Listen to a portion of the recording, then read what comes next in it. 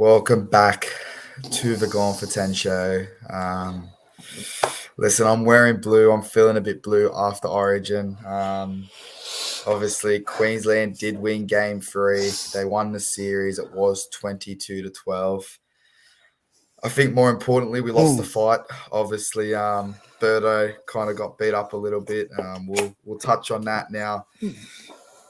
We couldn't get me a shirt. I am a man of my word, Baxter. So while we do speak about Origin, I've had to borrow this off you guys. So it's not touching my neck. It's around the shoulders. I'm not putting it around my neck. It's you not actually look touching good skin. in maroon. You should jump across. You look good. Not a chance in the world. But obviously, guys, yes, like I said, it is the Gone for 10 show. We are back. I'm joined by Josh. He's definitely the happier one of the two at this stage. Talk to me through that game. Obviously, where you thought the game changed, where you thought Queensland really took control and won that game, and what you think went wrong for the Blues on the other end. Look, if you have to describe game 3 in 2 words, I think it was aggressive passion. Obviously, we've seen it with the 3 HIOs within the first 3.5 minutes. Cam Murray, Lindsay Collins, and Sabin Covo there. So the stakes were high. The aggression, the passion were up. It's game 3. It's a decider, and I don't think I don't think Nathan Cleary played a bad game, apart from his 11th minute kick that gave Queensland another 6 again, and it's sort of the chip and chase in the dying minutes to try and spark something for New South Wales there. So I wouldn't put the pressure all on him. It's a team effort there, but Queensland, we dug in deep. We got the result, and Shield comes back home.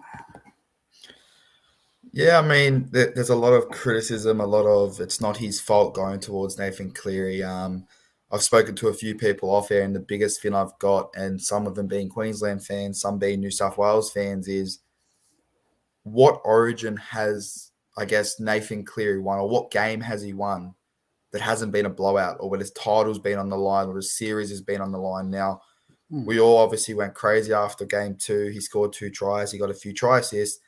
But the game also finished in a massive blowout. Game 1, he copped criticism, didn't stand up. We lost game 1. Obviously, game 2, he's gone and done the same thing. Now, I'm not someone that's going to put the blame purely on a player, a coach. No. I think it was summed up perfectly, and I know he's obviously how he portrayed it probably wasn't the best, but John's post-game and then obviously in the sheds, he looked like he was hurting more than what majority of that squad was. He was in the sheds. He was broken. He had his head down, and some of the other players just had that, I'll go back to club football and we'll see what happens. So I think if the overall difference for me in this was obviously the fight for obviously the jersey, I guess you could say. Game 1, we left out Jakey T. That guy bleeds blue. Without a doubt. Adokar bleeds blue. Now, obviously, I don't think, besides that one area he did in game 3, I don't think he had a bad series 2, but he did let you back in the game, so he's got to hold a lot of that criticism. But again, Adokar bleeds blue. You know he's going to put that effort in. So I think there's a lot of heads that have to be looked into, and the selectors, obviously, and Fittler are going to cop a bit of slack, but congratulations, Queensland. You did get the win. But while we're on that topic, I know it's something that's been quite, I guess, a big debate between me and yourself, especially off air. It's Victor Radley. Obviously, he has, I guess you could say, turned his back on New South Wales, turned his back on Australia. He has declared that he will play for England if selected at the World Cup. I'll get your thoughts on that, but obviously before we do get your thoughts, obviously Mal Meninga's come out and he has said that he did have Radley in his consideration. Fittler has also come out and said it was Radley who called him and said, hey, when you pick game 2, please don't forget me. So it's a bit questionable where it's come from. I mean, I understand that he wants to play for his heritage. He probably knows that he's not first choice, number 13 for either Australia or New South Wales. But what were your thoughts, obviously, on Victor Radley turning his back?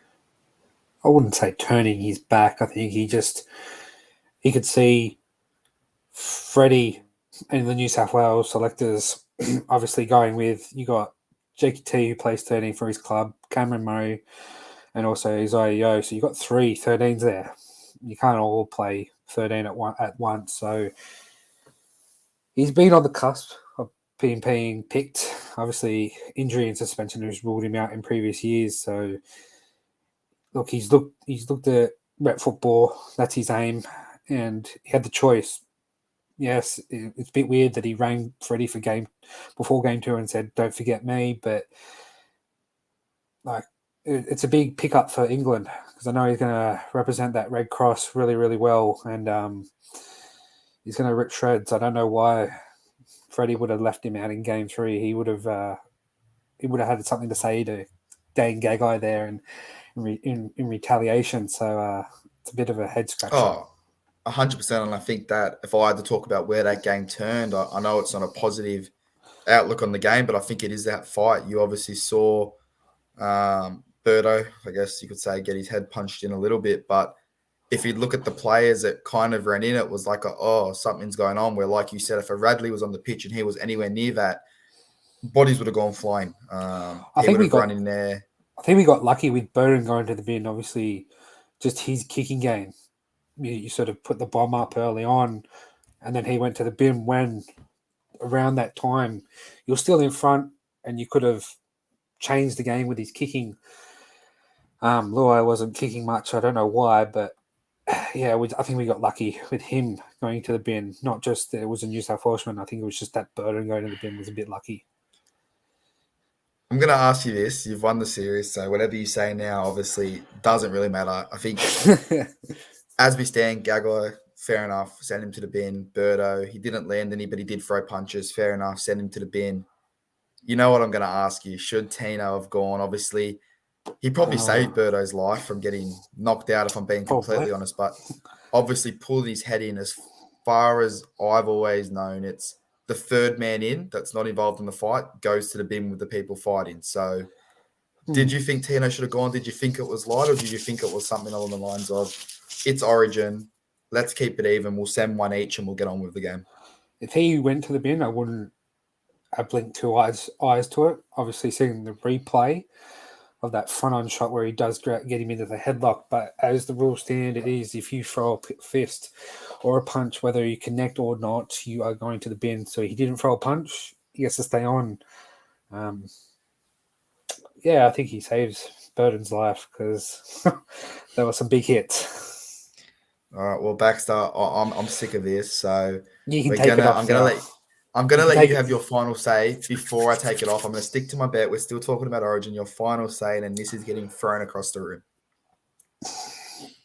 Don't be surprised if Cleary's picked at 7 for Australia. All right, brilliant. That can go away. See you later. All right, now that we're back into the round, because this is a lot better for me, because obviously my team did pick up a win. We're going to talk about a few things here now. Now, you're a Queensland supporter. You're also a North Queensland supporter, so it's quite obvious why you wore that jersey and not a North Queensland jersey this week. But the Sharks obviously bite into the Cowboys. That's my first talking point. They've gone down to what we've probably said is a bit of a fortress when it's come to the last probably 6, 7, 8, 9 weeks. It's become a fortress down there. They went down there. They played tough football. They won 26-12, although obviously it didn't come without a cost. I believe it was Katoa was ruled out now for the rest of the season. What were your thoughts, obviously, on that game? And I guess, obviously, is this a bit of a shock for the Cowboys, or do you think it's just okay, we lost the game, let's move on, see you later? I think it's more of a masterclass to Craig Fitzgibbon there. He holds a massive high standard in defence. Obviously, you've seen it at the Roosters, being the assistant coach under Trent, and now he's brought it across to the Sharks. I knew it was going to be a tough game. I think it was more I think this loss come at a better time for us. Sort of, we went on a run. We didn't look the best, but yes, we're picking up those 2 points. So you weren't really batting an eyelid, but now it's sort of like, okay, we need to assess some areas. This is the time to do it. Well, we're about 6 games left to the season, and it's season's end. So we're still sitting second. So yes, while it's a loss, I think it's more of a learning curve here. Yeah, and like I said, obviously, I just double checked that while you were speaking. It is Katoa. He is out for the rest of the season. He has undergone shoulder surgery. So that is a Oh, big loss, I guess, for the Sharks. We'll talk a little bit more on their run home in other sorts of games. Now, I think the yeah. Sharks have a bit of a more favourable game and run home than the Cowboys. Obviously, all their games are in Sydney. So if they were to snip a second place or something around there, they would not have to leave Sydney for the rest of the year, which is a massive bonus. Whereas the Cowboys, on the other hand, have a lot of runs of games away from home now to finish off the season. So where they finish could be vital. But Yeah. I mean, I picked the Sharks win. I thought it was going to be closer. I thought it was going to be quite tight, but obviously they ran away with it. Fair play to the Sharks. But I won't let into it too much. We'll move on to something. It was a bit of a, I guess you could say, a downer in a weekend of good rugby league, and it was Mitchell Moses obviously receiving death threats after their win against the Warriors. Now, I haven't read too much into it. The two people that allegedly did give the threats have been found. They are going to get punished, whatever that punishment is. But I guess after a good game, 28-18, they both fought hard. I guess this was just a downer, Baxter. And what are your thoughts on people that, I guess, take it that one step too far? I think if you buy a ticket to the game, you're allowed your 2 cents. Now, that 2 cents obviously draws a line and you can't cross it. I think these two people, I don't know, man or woman or whatever they are, I think they set the line. Death threats are a no go. They're just people playing a game. So what if they lose? So what if they make a bad pass or they do a bad kick? Everybody's done one. So just to death threat someone for whatever reason they have, it's just not on. And I think, yeah, as you pointed out clearly, it's just a downer to a good game, entertaining game, obviously, up the Eels. And yeah. Obviously, after this game, there's still a lot of football to be played, but do you see the Mm. Eels as a premiership threat, or do you think they're more making up the numbers, and how far can Moses truly take them? Well, I had this conversation with a few people off pod, and I think Brad Arthur, this is his ninth season at the Eels, and they haven't made it past week 2 of the finals yet. They still seem to re-sign the same players, so it's not like they're adding anybody really new into their squad. Obviously, Mitchell Moses came in 3-4 years ago, but even then, they still can't make it past week 2.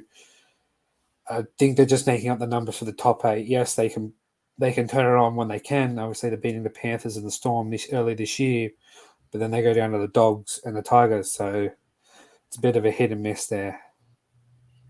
Yeah, well, obviously, like we said, obviously the Eels do pick up 2 crucial points there. It does put them on 24 points. So they're 6 points ahead of the Roosters. So you think they're going to be there or thereabouts in the finals, whether they scrape in, whether they don't. I'm still got a slight little edge that I think they might still miss the finals. If you agree with me, someone sent me a message today. They are paying $12 to miss the 8. So if you're with me and you think there's a chance they could miss the 8, you can obviously have a little dabble on that, but obviously gamble responsibly. But we're going to jump into my boys. It's going to be a 2-part question. First, obviously, it was 54-26. The Roosters beating the Dragons. It was 14-12 at halftime, Dragons way. But the first thing I'm going to talk about is obviously our injury crisis now. People can say, okay, yeah, Storm have injuries. Everyone has injuries. Takiaho obviously suffered a fractured eye socket on the weekend.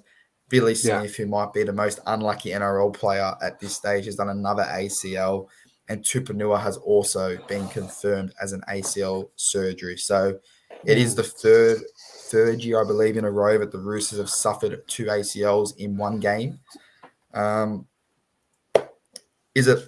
I don't know what it is. Obviously, there's a lot of talk all the time about the Roosters have a sombrero Baxter, but is it more of the next man steps up? Now, obviously, Matt Lodge is looking like an absolute cracking signing for $20,000 a game right now. Is it just that they've got that culture that we're not going to make excuses? It's the next man up. Let's go. Yeah, I think you've nailed it perfectly. Next man up. It's the same motto as the Melbourne Storm. And you could see it, was it 2020? Obviously, Luke Keary goes down after 3 games in, and you got rookie halves, you got inexperienced forwards there, and you see him somehow make the top 4 or top 8, whatever it was, and you really looked really incredible. And then come this season, with all those players coming back, you looked even better. But obviously, it hasn't worked out in the early stages, and unlucky to those blokes suffering their injuries. Hopefully, that doesn't hinder your chances of getting into the top 8 there. We'll just have to wait and see. Yeah, well, like you said, obviously we did lose those players. This is a massive 2 points. However, we do at this stage welcome back Luke Keary into the lineup this weekend. Hargraves comes into the lineup this weekend, and obviously Matt Lodge will join the bench. You're good. Matt Lodge will join the bench this weekend. So there are some troops coming back. I think we're better for those injuries we've had in years past, the experience they have. But a team that's suffering, and it's in the same game, is the coach. Is Anthony Griffin now under pressure? Now, there's a lot of talks about there was a board meeting. I'm going to clear that up. The board meeting had nothing to do directly about Anthony Griffin. It was the monthly board meeting. Obviously, he would get talked about. I don't think he's under pressure just yet. I don't think the Dragons were a top 8 side come the start of the season. So if he can steady the ship and they can finish 8th, 9th, 10th, 11th, I think they look at replacing him, but I don't think at this stage he's under pressure. So what were your thoughts on Griffin, and do you think he sees out the season? Yeah, I do. Obviously, this, as you said, this was a scheduled meeting regardless of what was going on with the football club. I don't think he's under pressure. It's early on. It's not like he's had 6-7 years there and he's not getting the best out of them.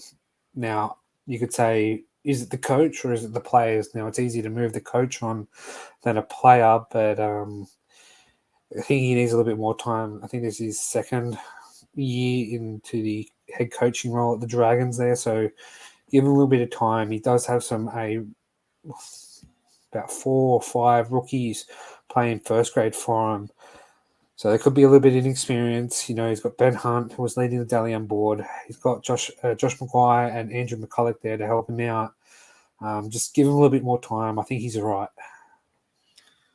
There obviously has been a few rumours that there is a bit of favouritism getting played, which, I mean, it could be, but to me, a coach has to have those 3-4 players that he does lean on in that group that he can obviously rely on, tell them certain things, try and get a feel of how the squad's going. So, I mean, good luck to Griffin. It's never fun when a coach does get sacked. So hopefully he can turn them around and he can finish 9th just so they don't make finals and the Roosters can take that 8th spot. But moving on, I guess, to a team that I'm happy to put a line for him. I think you're happy to put a line through his team. Yeah. Knights, they're done for the season. And after, obviously, Origin, how he's leading the Eagles around before Turbo came back, now that Turbo's gone, are we talking about a DCE legacy for both the Maroons and obviously Manly? And obviously, where do you go for the Knights? Is it back to the drawing board and hope that something changes next year? Yeah, look, the Knights haven't had much luck going their way. Obviously, Anthony Milford has announced that he wants to go back to Queensland and he's going to the Dolphins next season. So that's a big blow for the Knights. You know, they haven't had Kalen Ponga for much of the season due to these HIA concussions throughout the year. And, you know, a few players here, there have been in and out of the squad. So they haven't had the full strength side out on the park. So, yeah, this is an early Mad Monday for them. And hopefully they can turn it around next season. Yeah, and obviously, like I said, I didn't rate the Knights highly. You can go back to, I think it's our second episode we ever recorded. I had them in 14th, 15th. They're sitting in 13th, but I still think the Bulldogs pick up a few wins before they do. And the Tigers and Titans are playing better football. So if you're a Knights fan, you're probably lucky that you won, obviously, that game 1 against the Roosters, the game 2 where you did get a few points, because if not, you're looking at a very dull season, and I don't see it getting better quickly at all. So I guess a team that has kind of flipped the switches, a team that could finish in the top four, a team that just somehow keeps finding ways to win, even if it's not pretty. It's the Broncos, and they're continuing the charge now. The Titans, they've come out, they've said Holbrook's job should be safe. We know what happens after someone says a job's safe. The coach is usually gone a couple of weeks later. So Broncos continue to charge. Titans blow a 12-0 lead. What were your thoughts on this game? Yeah, this is another win for the Broncos. Good to see. I think Adam Reynolds played and he put on a masterclass there. Obviously down 12-0 at halftime. It's not in the Titans. I don't know how you would call it, but repertoire to sack coaches. Has he been there too long? Maybe. As again for the Knights, he hasn't had the same starting 13 for majority of the season. So that's probably Holbrook's argument to keep his job, and that's it. Yeah, 100%. I think that, like I've said throughout multiple pods, they do have a young leadership group there. So I think they can only be better, but they have to obviously put performances in. They have Fafita, they have Tino. These players are going to start looking elsewhere if they don't start at least challenging for that top 8. Now, obviously, they made the top 8 last year. They were one final pass away from knocking the Roosters out in the first week of finals. They have the squad there that can perform a lot better than this. So I think it's going to be an interesting off-season. Depends what coaches are there, but it wouldn't shock me, like you've said in the past, if a Serrato or someone like that does take over that position. But we'll move on. Where do we start with this one? It's the West Tigers taking on, do you want to say junior Panthers squad backs? Is that what we're going to say? Reserves.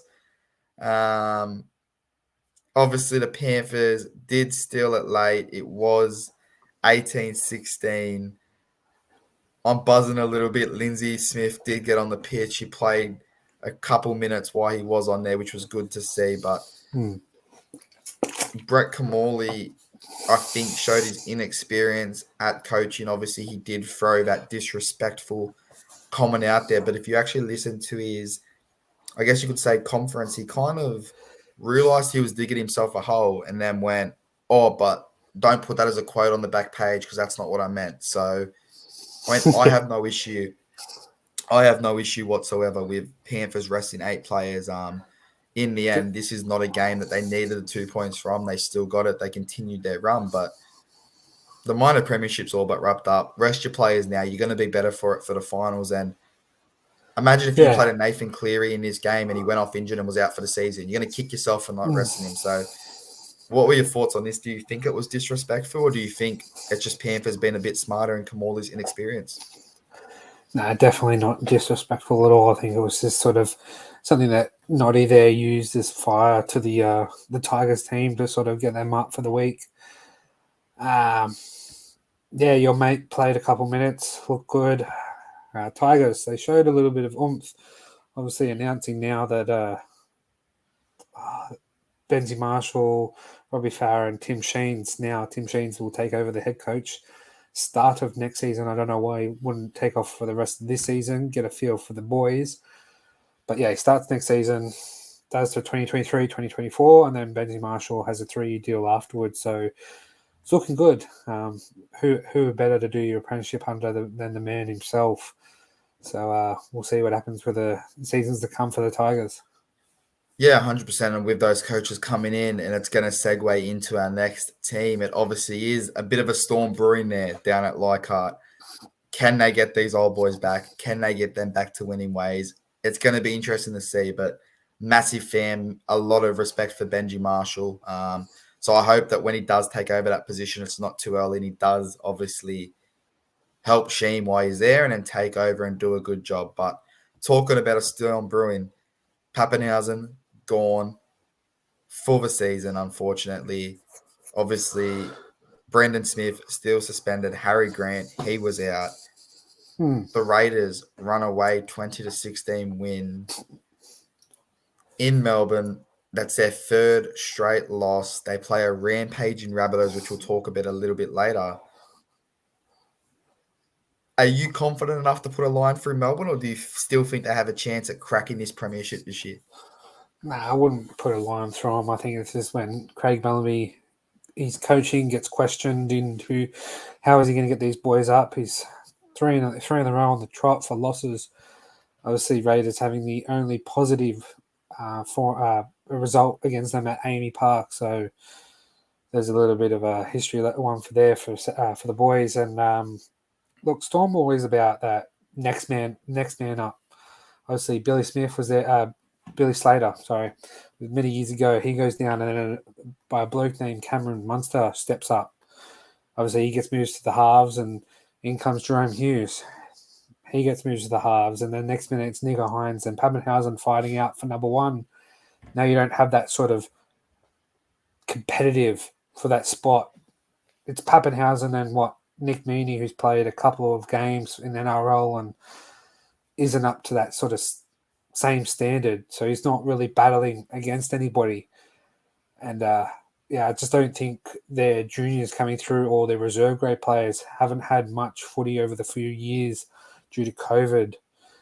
Queensland Cup being cancelled a few times. So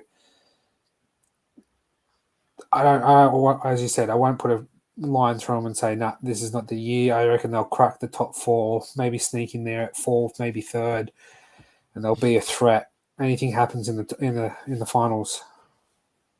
Yeah, I'm gonna go a bit of the other way. I'm not gonna put a line for them just yet, but I do think they're gonna have to play their first week elimination final in a very long time. I think there's just better teams around them, and unfortunately for Melbourne, they're facing that fate that they are having a lot of injuries and they don't have the youth that's stepping up. Like obviously, like you said, the Nico Hines when Pappenhausen went down. Now, Pappenhausen obviously.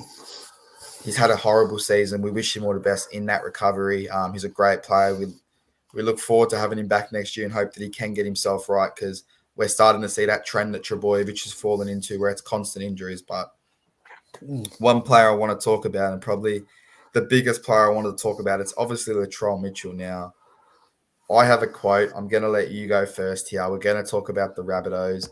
They did win, I guess, a bit of a hard-fought game against the Dogs. Latrell Mitchell was on show. He did arguably win in the game.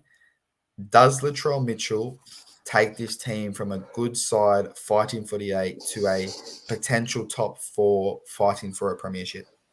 He's definitely on another level here. He's giving me these Jaron Hayne 09 vibes, these Benny Barber 2012 vibes with I think it was like for Parramatta in 09, they had to win the last 9. Tommy Turbo 2021 vibes. Don't put it. Don't put that. But I think Parramatta had to win like 9 or 10 of the last 10 or whatever. They had to win every game, and a few results go their way to get 8th. And you can see once you get into that finals feeling, anything can happen. Seen it 09, Parramatta make it to the final. Was it 2017? The Cowboys. It looks like their season's done. Dragons cough up the ball and Cowboys stay in and they go on this run to the final. But yeah, Latrell, I think he's finding that edge where in years gone by, his aggression has sort of tipped over into the point where he's lost control. I think he's gotten to the point where he knows I know where I can lose control. I'll dial it back just a little bit, and that's when he's starting to play this absolutely great football that you're seeing. Obviously, he dominated that game, obviously targeting Matt Burton to show why he is the Australian and the New South Wales centre of the year. If he does get picked there, dogs look impressive too. Obviously, they have more bite to their bark, and really they're turning around their season, and hopefully they can continue on this for next season. No, you obviously, and I agree with you, he's going to get that number 3 jersey. He's probably going to play in that Australian jersey. I'm going to pop the quote along the bottom of the screen, which he did say. I told you that number 3 jersey is mine. Tonight, I wanted to prove it. I'm here to play footy. I want to enjoy that, and then I'm going to keep ticking the boxes for South Sydney. Now, I've got no beef against Latrell. He left the Roosters. That's cool. But back to trigger my memory, I know why. But why did he leave the Roosters? What position did he want to play? You want to play fullback. So he wanted to play the fullback. He's claiming he wants to be the best fullback, but right here he's saying he wants the centre position. Why is he not challenging Tedesco for the number one position for the State of Origin Blues? That's my issue with him right now. He's saying he's going to be the best player. There are better. There's some players who play clubland who dominate one position, but then come to rep football, play better, and are suited better to other positions. Obviously, Latrell plays fullback for South, plays centre, obviously for Australian New South Wales. Greg Inglis the same, played fullback for South Sydney towards the back end, and was still playing great at centre. He was playing at 6 for Melbourne and won he left the Roosters because he only wanted to play fullback. He didn't want to play centres. He said, "I'm better than that. I'm going to be the best fullback." This is the thing, right? So so at the time of him leaving, Latrell versus the Teddy, who would you pick as your number one? Teddy, and I'd still pick Teddy to this day. Exactly right. So he knows he can't beat Teddy at the Roosters for the number one spot. So he's gone across to another team, and he's now playing fullback there, and he's dominating. And as I said, there's some players who play clubland in a certain position, who then go play in a different position at rep football. Obviously, Ben Hunt plays 7, plays 9 for Queensland. Val Holmes, he plays centre, but I think he's a better winger in rep football. Well, let me ask you this: if you the list can go on. If you had to pick a top 3, everyone's healthy. Every fullback is healthy in NRL. Does Latrell Mitchell crack your top 3? The top 3 overall? Overall fullbacks currently playing in the game, if obviously. Everybody was healthy. You've got Turbo. You've got Teddy. That's you've got Pappy. So. Does he crack the top 3? No. And that's where it brings me to my next argument. He wants to stay out here and say he wanted to prove a point for that number 3 jersey. Freddie didn't rule him out of Origin. Freddie was thinking about picking him. He ruled himself out of Origin. So what point does he really... I think he did the right choice, though, for ruling... I think he did the right choice for ruling himself He did the right choice, but I'm saying this arrogance that he has, that's what comes to bite him back. And that's when he does brain snap because...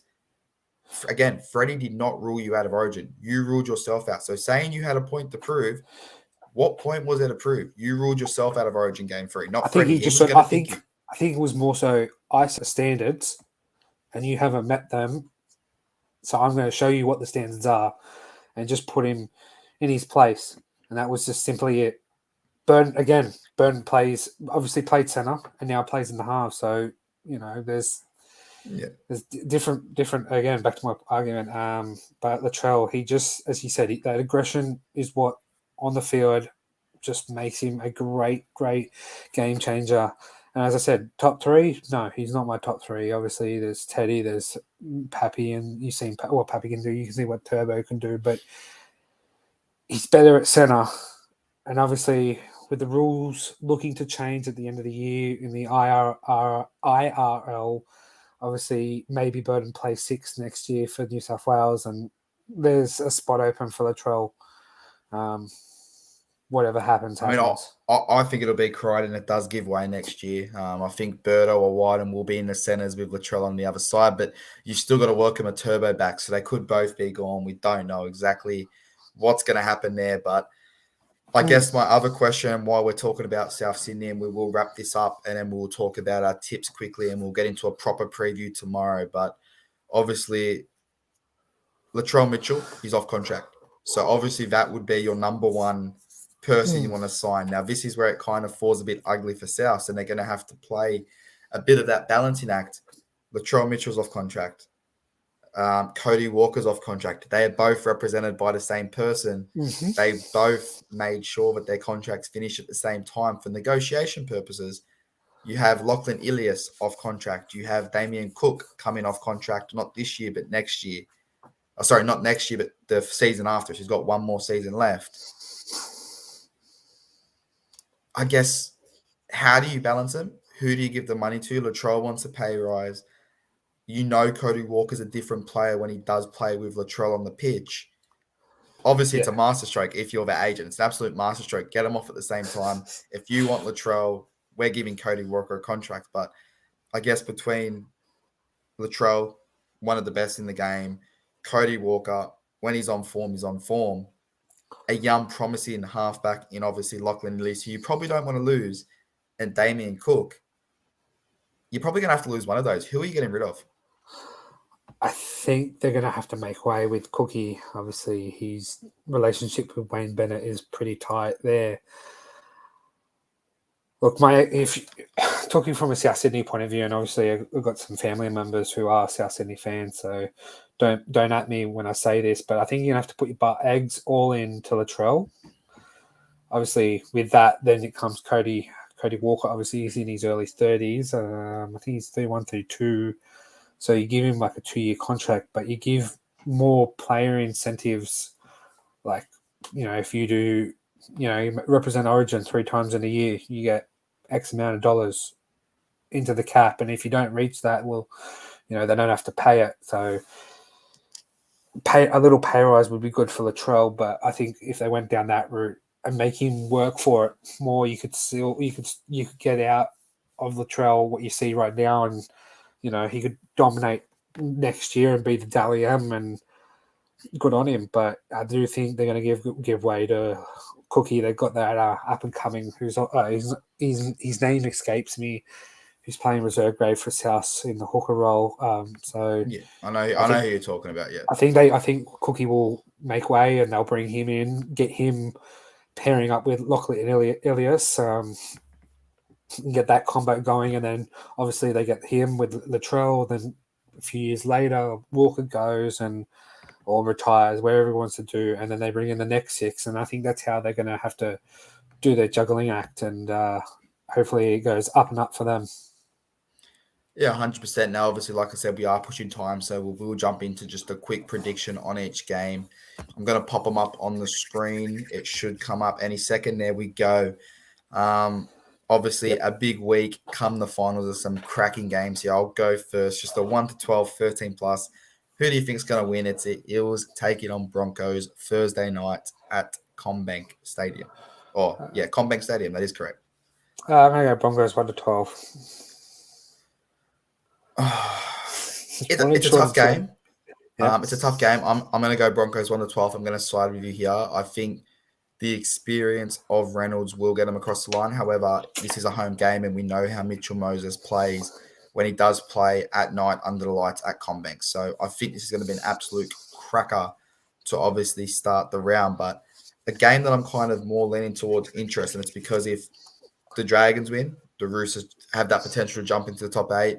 If the Eagles win, the Roosters have the chance to obviously push themselves into a position where they're not going to fall below 9th, and we can focus on 8th. Now, again, I'm going to go in an upset Dragons 1 to 12. I'm going to put that down to the basis of, obviously, I don't know if you've read, Trebojevic will be out with COVID. So I think that's a massive loss to that team. And that's as far as I'm going to go. Obviously, it's a Dragons home game. We know how they grind down there. Obviously, you can see here, COVID strikes again as they lose an Origin star. Now, who are you taking in this game, Baxter? And what's the 1 to 12, 13 plus? 13 plus Dragons. Solely for that reason. 13 plus Dragons. Well, that will obviously put my boys, we'll move into the next game. If they win this game, they will be into the top 8. It's the Knights taking on the Roosters. They did spank us quite heavily in round 1. I said that you can't look too much into that, and I think for the most part, I've probably hit that result on the nose, but I'm going Roosters 13 plus. I'm going to go first. I'm confident after last week. We slide in, we get the result done. If Kiri returns, expect an absolute masterclass from him with Walker. I think Walker will lead the side more so, but I think Kiri is going to add that extra kick-in revenue. So what was your thoughts here? I'm going to go Roosters 1 to 12 and Kiri to play 80 minutes finally. My hope is that we blow him off the pitch and Kiri doesn't have to play 80 minutes. I'd love to get him off 60 minutes, chuck him in cotton wool so he doesn't get another head injury, but we'll have to see how that game does play out. It is in Newcastle, so it is sometimes a tough place to go, but a team fighting for the top 8, it's the Raiders taking on the rejuvenated Warriors. Do you see this one going any different than a Canberra win in Canberra? Nah, Canberra 13 plus. Canberra's hard at home.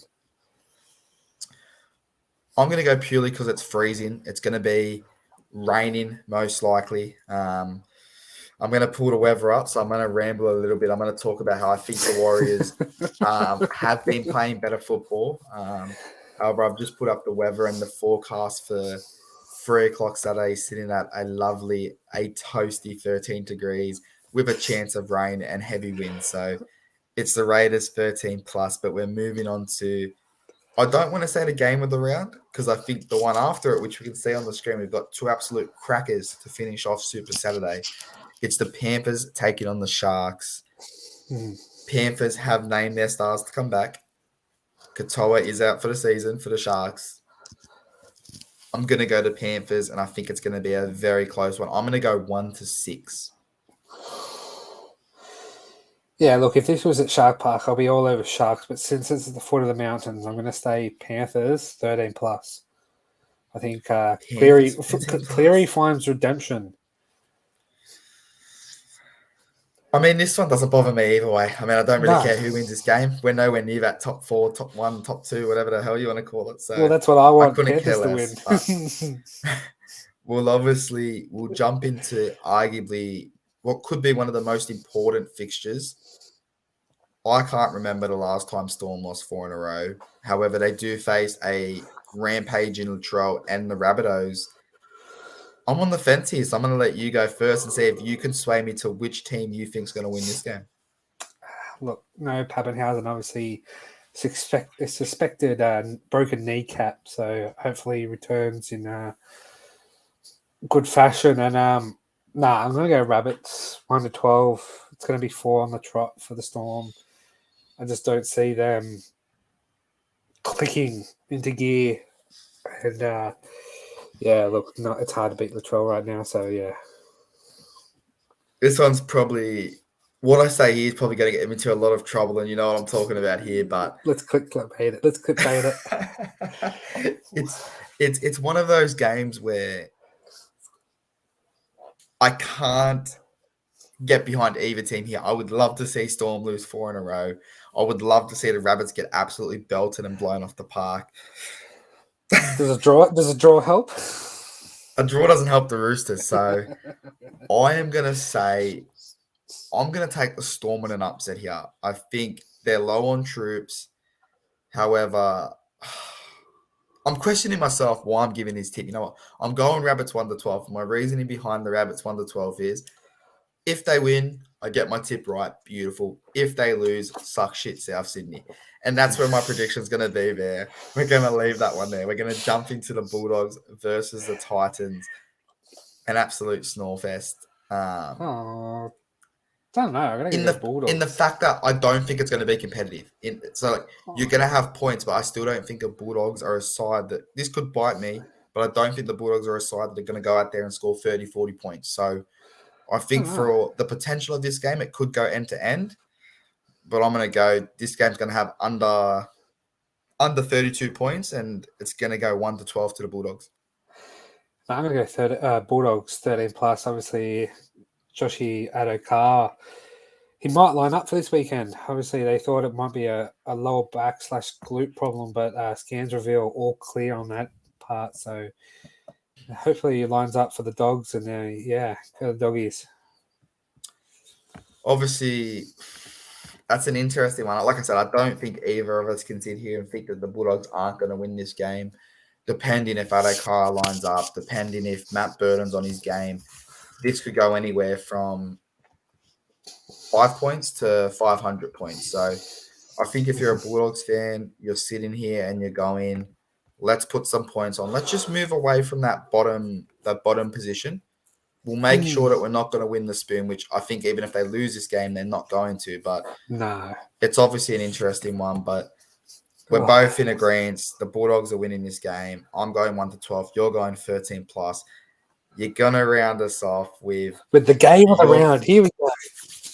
I guess you could say Leilua gets his first crack at the Tigers. Let's put it that way. Leilua gets his crack at the Tigers. He's a crowd favourite up there.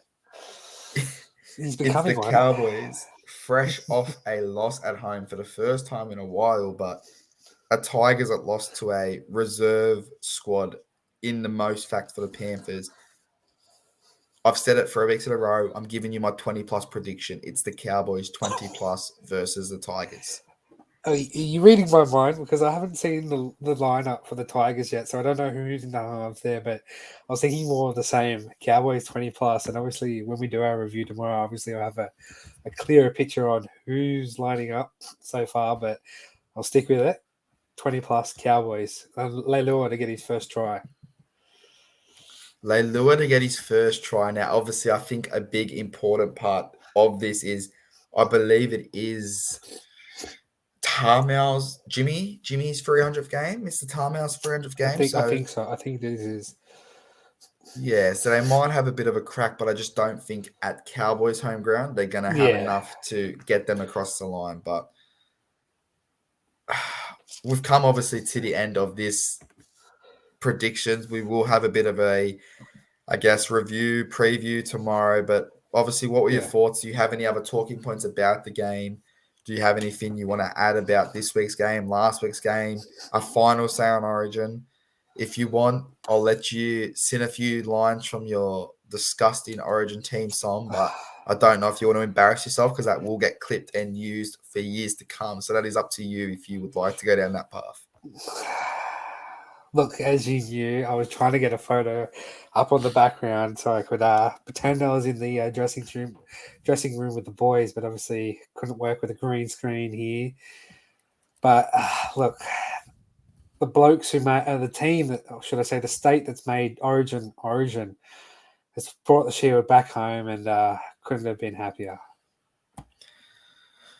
Well, I guess I'll finish this podcast, this episode, by, I guess, subquoting the absolute goat of rugby league, Andrew John, saying, "Now I've got to put up with this shit for another 12 months from you blokes." So, Joey, take back your apology. Don't worry about apologising to obviously Smith and the rest of those knobs that coach Queensland.